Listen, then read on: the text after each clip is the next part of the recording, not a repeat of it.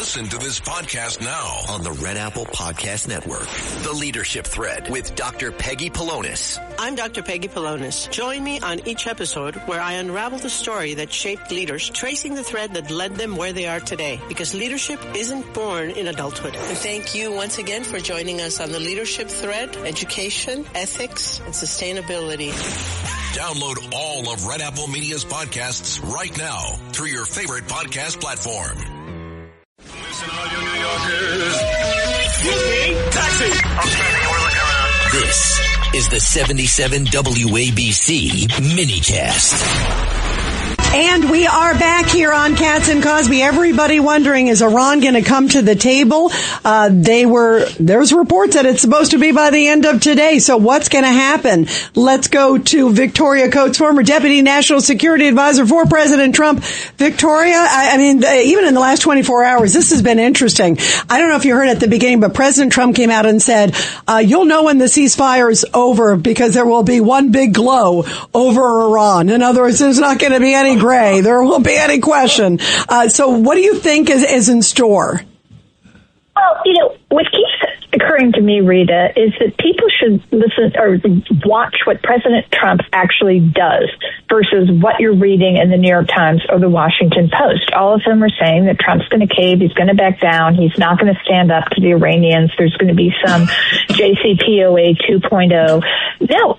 That's just not happening. He is imposing this reverse blockade. The Iranians are on the ropes.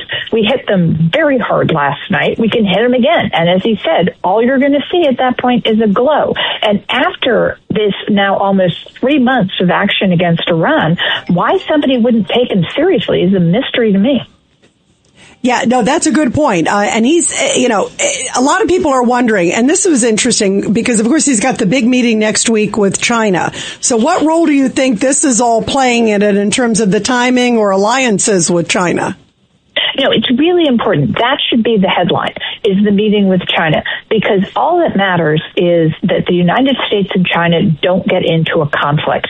And we just ran our Project Tidal Wave, our big AI simulation of what a battle between the United States and China looks like. Well, guess what? It looks like a 10% global recession the minute the conflict starts, regardless of the outcome.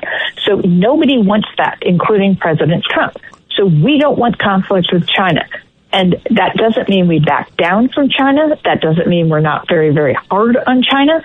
But it does mean we want to try to manage this relationship. So that's the big meeting next week.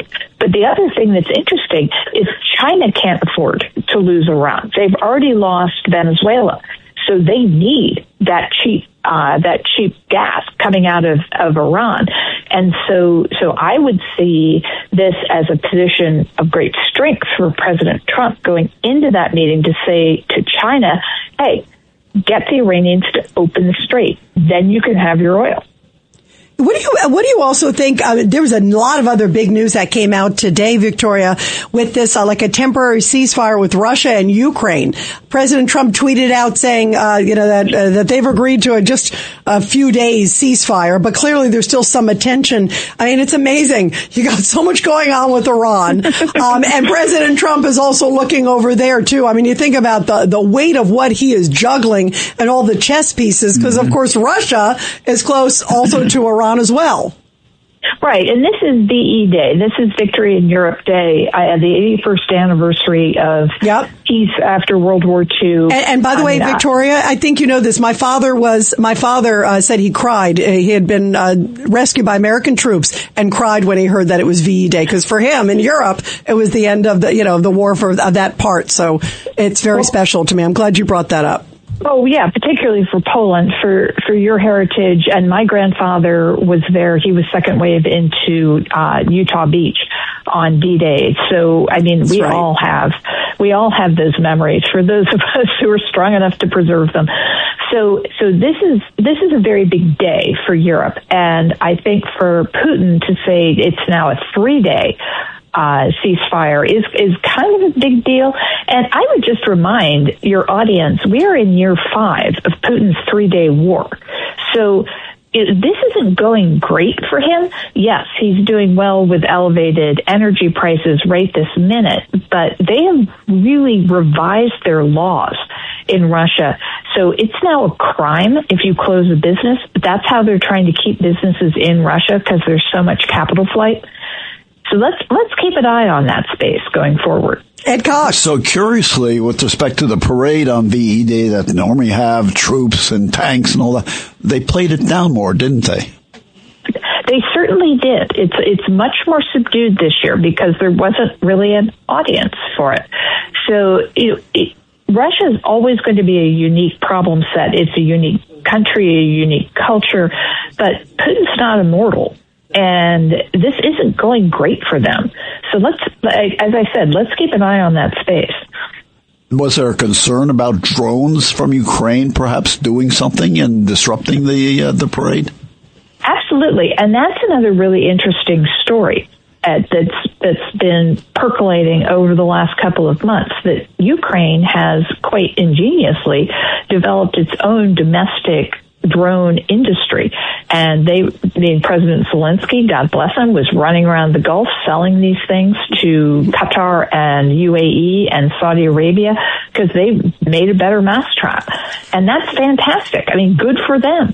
But the idea that Ukraine has to lose this war, I mean, particularly over the last, I would say 15 months under President Trump's leadership, Ukraine is much stronger than they were under President Biden. And I think that's really worth watching. Well, the weapons of the future. It's what we started with drones. Now, what nobody talks about, there's underwater drones. They come in underwater and then they come out of the water. And the war in the future is the movies we saw 30, 40 years ago. Terminator 1. There are not going to be any more soldiers. We're going to send in robots. No, the maritime drones are the most interesting, John. I think that is, you're 100% right. That's the war of the future. And so hopefully we keep developing that. And I spent this week in Washington at the AI Expo and talking to counterparts, particularly on the Israeli side, about how we're going to maximize our technological advantages. And the underwater drones played a major part in this. So this is really, this is a space where the United States can be dominant. And again, I think that's really going to inform the president when he goes into these meetings in Beijing next week. Wow, it's a biggie. Well, Victoria, thank you so much for coming on a Friday evening, taking out time on a Friday evening. Thank you for your patriotism. Thank you for loving America. And thank you for everything you do. Thank you. And God bless your father, Victoria, too. Wow. And happy Mother's Day. Wow. Yours too. Thank you. Thank you. Oh, it's out of here. Home run Ferry Hawks. Get ready, Staten Island. It's time to celebrate 5 years of Ferry Hawks baseball. Come out to the ballpark this week as the Ferry Hawks welcome in the Charleston Dirty Birds May 5th through the 10th. Grab the kids and come on out. We kick it off on Tuesday, May 5th with Cinco de Baseball with $5 tickets and $5 food and beverage specials. And we end the week as we celebrate all moms on Mother's Day. Moms get in free. Visit ferryhawks.com now to lock in your seats.